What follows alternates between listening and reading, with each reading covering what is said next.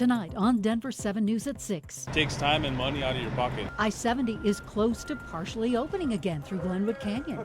Truckers say it can't happen soon enough. A day run might turn into a 2-day run. Plus, as the Secretary of State looks into her office, Mesa County's clerk is feeding into conspiracies of election fraud. I can't unsee some of these things. Denver is forced to pay big for firing 2 police officers. And people living in northern Colorado make a long overdue connection. I don't know how we're ever going to get super good service. Good evening and thank you for watching Denver 7. I'm Ann Trujillo. And I'm Shannon Ogden.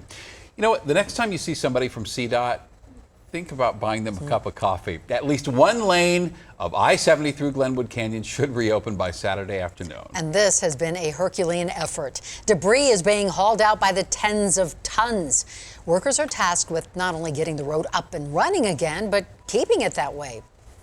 We have to be ready for more and different conditions, and that includes at the same time, both drought and flood, fire and flood. And we need to build back with kind of the resiliency to withstand that. Saturday's opening will be a monumental improvement, but still going to be slow going over the mountain. And for companies that need to move goods into and through the high country, time is money. Denver 7's Gary Brode has that story. Some of the drivers here at a truck stop in Commerce City say they have already been stuck in the mess that is I-70, while others tell me they're avoiding Glenwood Canyon at all costs. It's a drive even the professionals are staying away from. It takes time and money out of your pocket. So Truck driver Carlos Valdez got stuck in the Glenwood Canyon traffic terror last week. 3 hour extra on my drive time. It took me about 115 miles out of my way. Well, that's a problem because not only did he miss his next pickup as a result, but he doesn't get paid for the extra miles he put on going through the detour. If you're getting paid 1,100 miles practical miles and you go 1,400 miles, you don't get paid for the extra 300 that you just threw on there. Extra miles means extra gas. Valdez has to pay out of his own pocket. Those costs have to actually be passed on. Greg Fulton with the Colorado Motor Carriers Association says they are already seeing higher gas prices as a result, especially in the western slope. You're seeing it in higher fuel prices, you're seeing it in the food, and you're going to see it in various other products because those prices do need to be passed along. Shipment delays and product storages are coming up next. I mean, there'll be backlog that we'll have to catch up.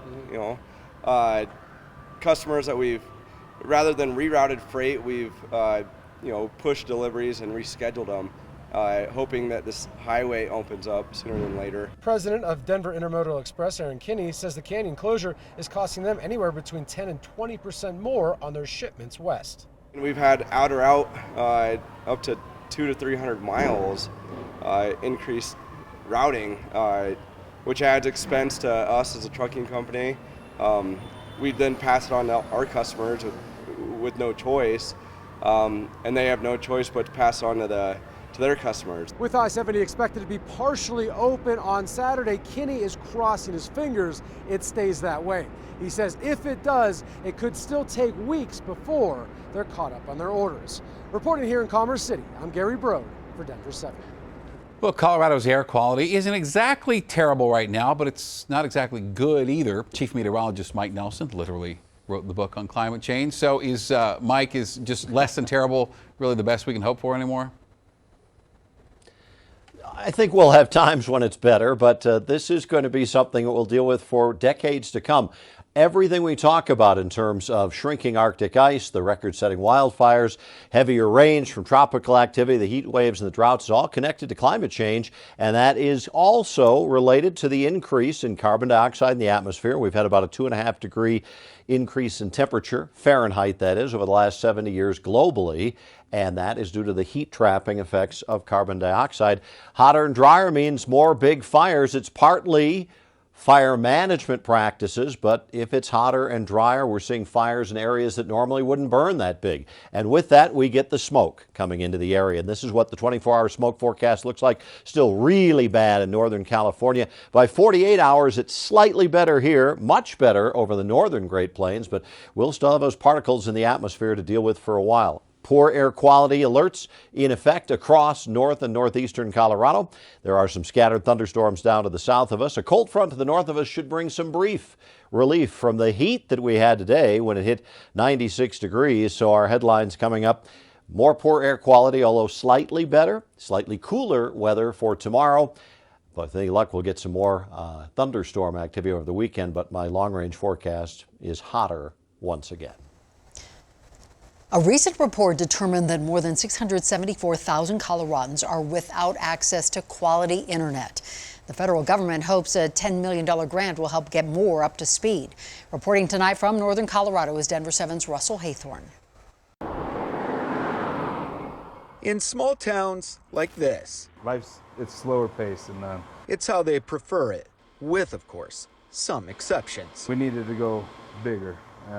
Fiber was the answer. And boy, did none go big. We're running a gig to every house. In 2010, Nunn's internet service was like most small towns. I don't know how we're ever going to get super good service. Then, Nunn Telephone Company GM Gregory Grablander saw an opportunity, a grant program in the American Recovery and Reinvestment Act. Really didn't know whether that application would get any traction or not. And I think we got awarded the first in the whole United States. Felt like that would be what it'd be like to hit a baseball totally out of the baseball park. Just watch it go. $5.2 million, a ton for Nunn. By 2016, we were all fiber to the home. If you're coming from like a Denver or a Fort Collins, to be honest with you, I think we have a better service. 100 milliseconds is acceptable. We're at about 7, and I'm not sure what would happen in Denver, but I don't know if they can beat 7. Nunn is now written about as a national standard bearer for the kind of internet speed small towns can achieve. This week, as part of the newly passed Infrastructure and Jobs Act, the USDA has announced a huge investment in this kind of broadband for rural communities suffering from painfully slow internet service. A big deal considering most kids had to learn remotely last year, sometimes in small towns where service was terrible. Not the case in Nunn. We found a way to get them service. Everything's underground in conduit. As far as streaming goes, I don't know if you can get a better system for streaming. In Nunn, Colorado. Ranchers, farmers, they just appreciate the slow pace of life. But not their internet. Not their internet. Russell Haythorne, Denver7. You can relate. The city of Denver is paying more than $1 million to 2 police officers fired for beating a man. The settlement was confirmed and first reported by our news partner, the Denver Post. In 2009, Devin Sparks and Randy Murr threw Michael De Herrera to the ground, hit him with a club. The officers wrote in their report that De Herrera swung at them. Surveillance footage does not show that. The city realized 2 years later that the pair had lied and fired them. Well, an appeals court later decided Denver did not have that authority, and the state Supreme Court declined to hear the case. The settlement amounts to years of back pay. Colorado Attorney General Phil Weiser says a law that allows a court to confiscate someone's gun if they are determined to be a risk to themselves or others is working as intended. A report from the AG's office shows 115 red flag orders were issued in 2020. About 85% of petitions by law enforcement resulted in someone having their gun taken away for a year. Petitions by family members or loved ones were far less successful. Only 15% of their requests resulted in someone losing a gun for a year. While the Secretary of State's office was combing through the Mesa County Clerk's office for evidence of election misconduct, the clerk herself was speaking at an internet talkathon put on by MyPillow CEO Mike Lindell. Tina Peters' office is being investigated under the suspicion that someone within it sent sensitive information, including a voter system password, to a right-wing website. Well, Peters, who has shared voter conspiracies in the past, suggested Tuesday that she is only looking into the questions her constituents have raised. She also seems to believe Secretary of State Jena Griswold has it out for her. So when the people came to me and they said, can you help us? Can you help us find something? And I said, if you bring the information to me, I'll look at it.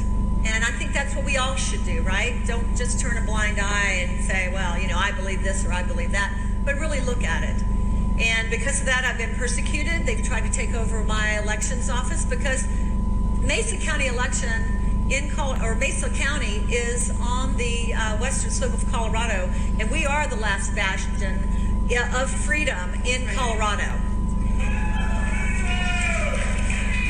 So we would be a big jewel in our governor and our Secretary of State's crown to take over my office and control the way you vote. How do you like that? I've listened to people, they send me things all over, and I've looked at it objectively, and there's some discrepancies there that I cannot deny. And I tell people, I say, I can't unsee some of these things. Now, the Secretary of State and the DA are conducting separate investigations. The Secretary's office suggested yesterday that Peters has been less than compliant. It was a hot one again today, but there is a weak cold front on the way tonight. And why the Arapahoe County Sheriff's Office is saying sorry after the break. If that's the case, then we apologize for that.